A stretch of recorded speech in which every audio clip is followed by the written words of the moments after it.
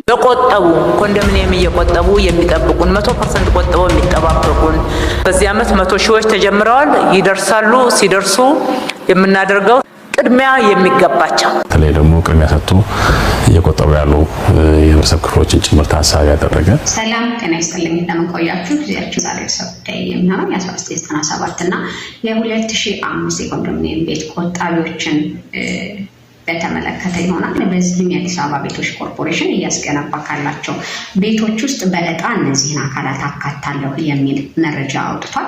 ነገር ግን እንደ ቤት ፈላጊና እንደ ቆጣቢ አክቲቭ መሆናችንን በምን እናውቃለን? ዕጣ ውስጥስ ደግሞ ለመካተት ምን ያህል መቆጠብ አለብን? የሚሉትን መረጃዎች ይዤላችሁ መጥቻለሁ።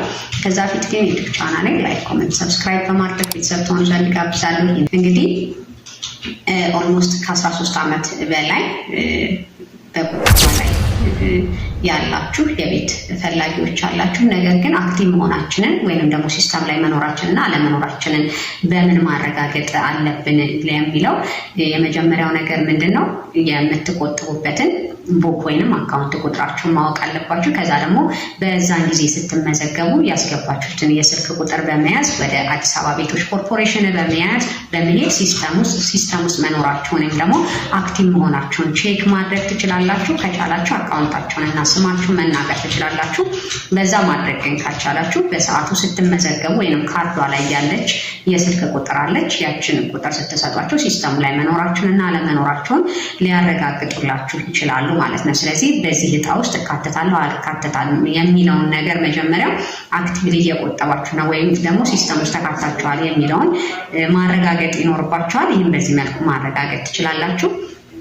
ሁለተኛ የሚነሳው ነገር እንግዲህ ምን ያህል ብንቆጥብ ነው በዚህ ዕጣ ውስጥ ልንካተት የምንችል ነው የሚል ነው። እንግዲህ በራሱ የሆነ የተቀመጠ ሊሚት አለ በየወሩ እንድንቆጥብ ከስቱዲዮ ጀምሮ ባለ 1 መኝታ፣ ባለ 2፣ ባለ 3 እያለን ስንሄድ ለ20፣ 80 እና ለ40፣ 60 ፎርማት የተቀመጠ ተመን አለ በየወሩ የሚቆጠብ። ስለዚህ መስራት የሚኖርባችሁ ምንድነው ከ2005 ጀምራችሁ እስከ 2018 ባለው ወይንም ደግሞ ዕጣው እስከሚወጣበት ጊዜ ባለው ውስጥ ሳታጓድሉ መቆጠባችሁን ቼክ ማድረግ ነው። ስለዚህ በየወሩ ያን ከዛ በአመት ምን ያህል ይመጣል የሚለውን አባዝታችሁ እስከዛ ቱ ደ ሚኒመም በዛ መጠበቅ ይኖርባችኋል ማለት ነው። ስለዚህ እንዳጠቃላይ አሁን የመጣው ሀሳብ ጥሩ የሚባልና ተስፋ ያለው ነገር ነው። ስለዚህ ከዚህ በፊት ቁጠባ ማቆርጣችሁ የነበራችሁ ነገር ግን ያላወጣችሁ ኢንአክቲቭ ያላስደረጋችሁት አክቲቭ ሊኖረው ግን ብሩን ያላስገባችሁ ሰዎች የተወሰነ ያን